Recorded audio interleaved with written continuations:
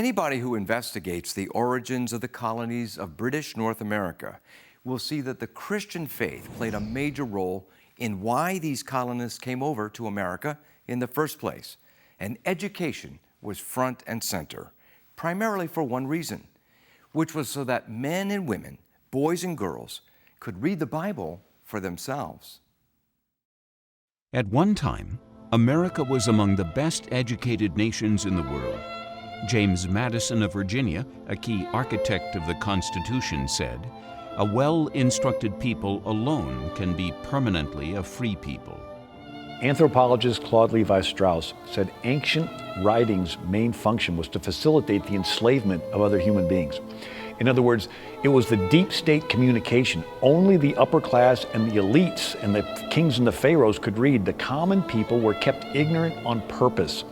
Well, when the Pilgrims and the Puritans founded New England, they had flipped it, and they wanted an educated populace. This goes back to ancient Israel. When Moses comes down the mountain, he does not just have the law, he has the law in 22 characters. So easy to learn, kids could learn it. In New England, after generations of Puritan influence, John Adams remarked around 1800 that to find an illiterate man in New England was as rare as a comet.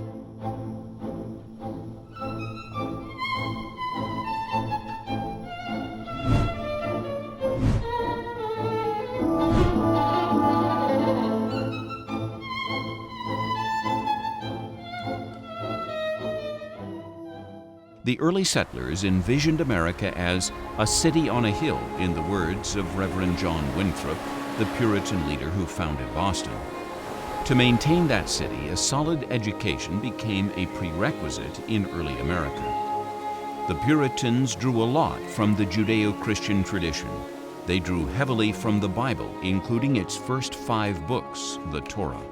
If we go back to the Torah, you can see that what's critical to faith and covenantalism is schooling. Why did the Jews have universal education 2,000 years almost before the Europeans?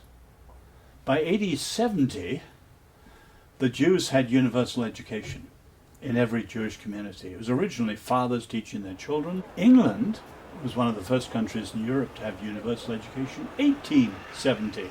1800 years after. To hand on faith, it's got to go down, transmitted from father to son, and so on, down the generations. So schooling is at the heart of both freedom and faith. Now, of course, the Puritans understood that because it's in the Torah. 90% of the Europeans, they couldn't read. Those that founded America were direct descendants of the Reformation.